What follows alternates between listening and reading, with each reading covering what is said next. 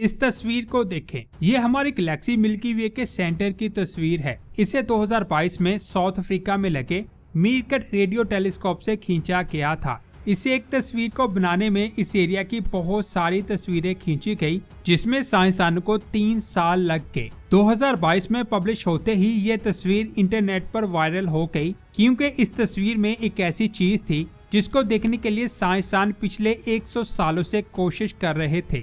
इसके अलावा इस तस्वीर में एक और चीज है जिसने साइंसदान को हैरान कर रखा है। आज हम इन्हीं 2 चीजों के बारे में बात करेंगे, तो पूरी वीडियो वॉच कीजिएगा। और आप देख रहे हैं स्पेस वर्ल्ड, और आज की ये वीडियो बहुत ज्यादा अमेजिंग होने वाली है। इस तस्वीर को ध्यान से देखें, जिसके ऊपर और नीचे धागे जैसे स्ट्रक्चर बने हुए हैं। इन स्ट्रक्चर्स को फिलामेंट कहते हैं, जो एक लाइन के ऊपर धागे की तरह ऊपर और नीचे लटके हुए हैं। इन फिलामेंट्स की लंबाई 150 लाइट ईयर और चौड़ाई 1 से 3 लाइट ईयर है। हैरान करने वाली बात यह है कि साइंसदान को पता ही नहीं है कि ये स्ट्रक्चर्स आखिर है क्या। ये स्ट्रक्चर यानी फिलामेंट्स गैलेक्सी के सेंटर में मौजूद हैं। गैलेक्सी के सेंटर का एरिया 1600 लाइट ईयर तक फैला हुआ है। यहाँ टेम्परेचर बहुत ज्यादा है। इस एरिया में स्टार्स की फॉर्मेशन और स्टार्स के फटने की रेशो गैलेक्सी के बाकी हिस्सों के मुकाबले में बहुत ज्यादा है। जब स्टार्स फटते हैं तो उनके अंदर से कॉस्मिक रेज निकलती है।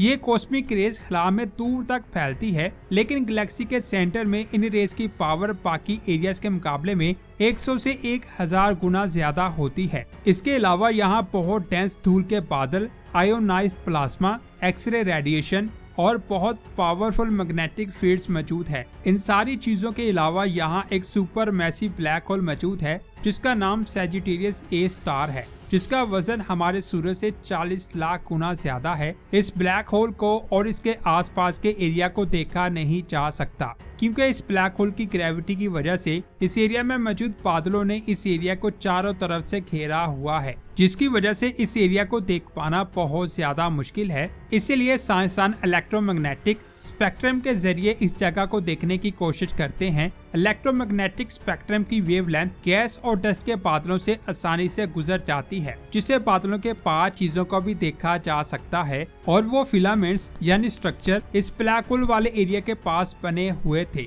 1980 के शुरू में फरहाद यूसुफजैद, जो अपनी पीएचडी कर रहा था, उसने न्यू मैक्सिको में मौजूद वेरी लार्ज अरे टेलीस्कोप के जरिए मिल्की वे गैलेक्सी के सेंटर का रेडियो मैप बनाया। उसका प्लान उन एरियाज को स्टडी करना था। यहाँ स्टार्स की फॉर्मेशन बहुत ज्यादा होती है, लेकिन उसे रोशनी की पतली लाइंस हर जगह फैली हुई नजर आ रही थी, जिनको आप तस्वीर में देख सकते हैं। उसे लगा कि शायद तस्वीर में कोई एरर है, जिसकी वजह से ये लाइंस शो हो रही हैं। इसीलिए उसने बहुत सारी तस्वीरें खींची, जिनमें भी सेम इसी तरह की लाइंस दिखाई दे रही थी। उसे समझ आ गई कि ये कोई गलती नहीं है, बल्कि ये एक डिस्कवरी थी। ये ऐसी चीज थी जो इससे पहले ना उसने और ना किसी और ने देखी थी। असल में ये स्ट्रक्चर्स यानी फिलामेंट्स थे, जो एक तरतीब के साथ फैले हुए थे, लेकिन पहले समझा जाता था कि ये बिखरे हुए स्ट्रक्चर हैं, जो 50 लाइट ईयर से 100 लाइट ईयर लंबे और सिर्फ 1 से 3 लाइट ईयर चौड़े थे।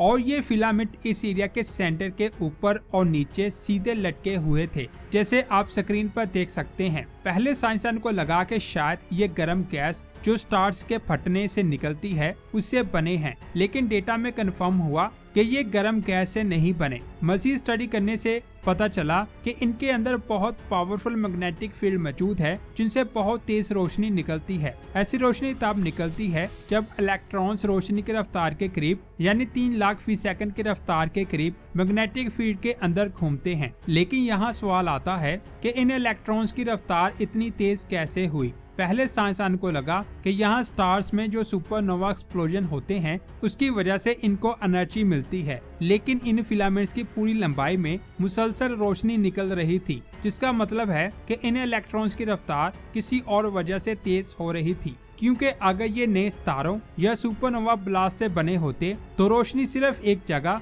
या चंद हिस्सों तक होती, इसीलिए इनको नॉन थर्मल फिलामेंट्स नाम दिया गया। यानी ये रोशनी गर्मी की वजह से पैदा नहीं हो रही, बल्कि तेज रफ्तार पार्टिकल्स और मैग्नेटिक फील्ड की वजह से निकल रही है। लेकिन जैसा कि मैंने पहले बताया, इस जगह को देख पाना आसान नहीं था, क्योंकि यहाँ बहुत ज्यादा डस्ट के बादल, कॉस्मिक रेस और स्टार्स के ऑर्बिट की रफ्तार बहुत तेज है। इसीलिए साइंसदान इनके बारे में इतना नहीं जानते थे कि ये फिलामेंट्स कैसे बने। इसीलिए इनको अच्छे से स्टडी करने के लिए मीरकट रेडियो टेलीस्कोप का इस्तेमाल किया गया। ये radio telescope south Africa radio astronomy observatory में मौजूद है। इसमें 64 एंटीना शामिल हैं। हर एंटीना 13.5 मीटर डायमीटर का है और ये सब 8 किलोमीटर के जोन में फैले हुए हैं। ये टेलीस्कोप 4 साल में तैयार हुआ और इसे 2018 में साउथर्न हेमिस्फीयर में लॉन्च किया गया। साउथर्न हेमिस्फीयर में होने की वजह से इस टेलीस्कोप से मिल्की वे गैलेक्सी के सेंटर को देखा जा सकता है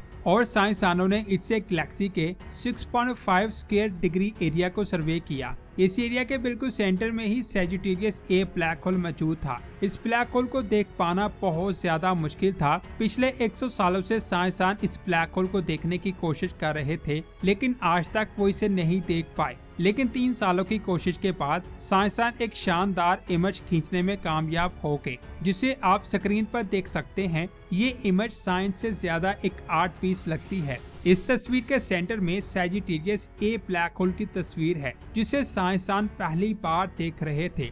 इसके अलावा इस एरिया में बहुत ज्यादा फटने वाले स्टार्स की बाकियात, स्टार्स की फॉर्मेशन वाला एरिया और बहुत से नए फिलामेंट्स वाज़िया नजर आते हैं। सबसे हैरान करने वाली बात ये थी कि इस तस्वीर में फिलामेंट्स की तादाद पहले से 10 गुना ज्यादा थी, जिनमें ज्यादातर को पहले कभी नहीं देखा गया। इस डिस्कवरी ने साइंसदान को हैरान कर दिया। स्टडी से पता चला कि तमाम फिलामेंट्स मैग्नेटाइज्ड हैं और इनके मैग्नेटिक फील्ड आम मैग्नेटिक फील्ड से 10 से 100 गुना ज्यादा ताकतवर है। ये भी कंफर्म हुआ कि इनसे निकलने वाली रोशनी से ही इन फिलामेंट्स को पहचाना जा सकता है। मीरकट टेलीस्कोप से ये भी पता चला कि गैलेक्सी के ऊपर और नीचे बहुत बड़े रेडियो बबल्स मौजूद हैं, जिनकी शेप और ग्लास जैसी बनती है और ये बबल हजारों लाइट ईयर तक फैले हुए हैं। इस तस्वीर से साइंसदान को पता चला कि ये फिलामेंट्स और ये बबल कैसे बने। लाखों साल पहले इस ब्लैक होल में एक बस्ट हुआ था, जिसकी वजह से ये बबल बने। इस बस्ट की वजह से गैस और कॉस्मिक रेस गैलेक्टिक सेंटर से बाहर की तरफ चले गई,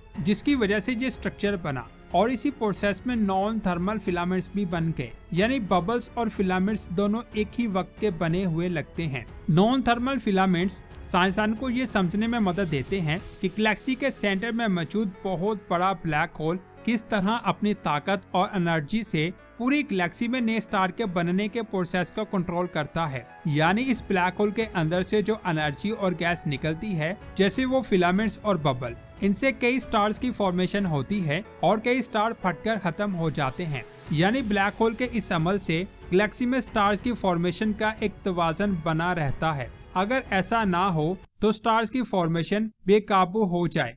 यानी ये अल्लाह का बनाया हुआ निजाम है, जिसमें स्टार्स एक तसलसल के साथ खत्म भी होते हैं और बनते भी हैं, जिससे गैलेक्सी में बैलेंस बना रहता है। अल्लाह अकबर। इसी तरह के फर्मी बबल्स को 2010 में डिस्कवर किया गया था। वो 50,000 लाइट ईयर तक फैले हुए हैं और शायद ये 1 लाख सुपरनोवा जितनी एनर्जी के बराबर आउटबर्स्ट की वजह से बने थे। इन सब चीजों से हमें ये पता चलता है कि मिल्की वे गैलेक्सी के दिल यानी सेंटर में क्या हो रहा है। मीरकट ने दूसरी गैलेक्सी में भी ऐसे ही स्ट्रक्चर्स को फाइंड किया है, जो इस बात की तरफ इशारा करते हैं कि ये एक कॉमन कॉस्मिक प्रोसेस है। इन चीजों को देखकर हमें अल्लाह के बनाए हुए निजाम के बारे में पता चलता है और इस कायनात में बनाई गई हर चीज का कोई ना कोई मकसद है और कोई भी चीज अल्लाह की मर्जी के बगैर हिल भी नहीं सकती। अल्लाह अकबर। तो दोस्तों, ये थी आज की शानदार वीडियो। आपको ये वीडियो कैसी लगी कमेंट्स करके जरूर बताएं। अगर दिल करे तो कमेंट्स में अल्लाह की तारीफ जरूर कीजिएगा और इस वीडियो को लाइक और शेयर करना ना भूलिएगा